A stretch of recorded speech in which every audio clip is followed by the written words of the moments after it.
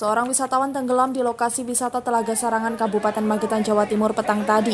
Diketahui korban bernama Dodi Supriyo, 41 tahun, asal kota Madiun. Semula korban berwisata bersama keluarganya di sisi selatan telaga dekat pintu air. Menurut keterangan pengunjung lain yang berada di dekat lokasi, korban berniat mengambil air di telaga untuk mengisi radiator kendaraannya. Diduga korban kurang hati-hati dan terpeleset hingga terbawa arus air yang masuk ke telaga, ditambah korban juga tidak dapat berenang. Meski saat itu banyak pengunjung, tetapi tidak ada satupun pengunjung yang berani menolong korban, karena juga takut tenggelam hingga akhirnya korban dilakukan pencarian oleh warga sekitar dengan perahu.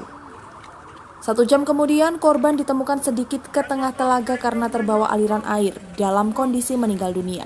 Korban selanjutnya dievakuasi menuju puskesmas setempat untuk dilakukan pemeriksaan medis. Hingga saat ini belum ada keterangan resmi dari pihak kepolisian setempat penyebab pasti tenggelamnya wisatawan ini. Polisi masih melakukan pemeriksaan dan menanyai sejumlah saksi-saksi. Awalnya ada orang mau ambil air, terus kecebur itu mas. Kepleset, terus minta tolong korban mas? Sempat minta tolong ke ada orang yang mancing itu. Minta tolong, tidak ketolong. Terus tenggelam gitu ya? Terus tenggelam. Itu cewek apa cowok mas? Cowok. Warga sini apa pengunjung itu mas? Pengunjung dari Madiun, ya Madiun kota.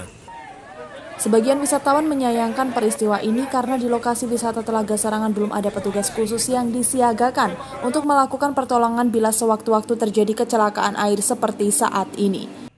Dari Magetan, Rianto, GRTV.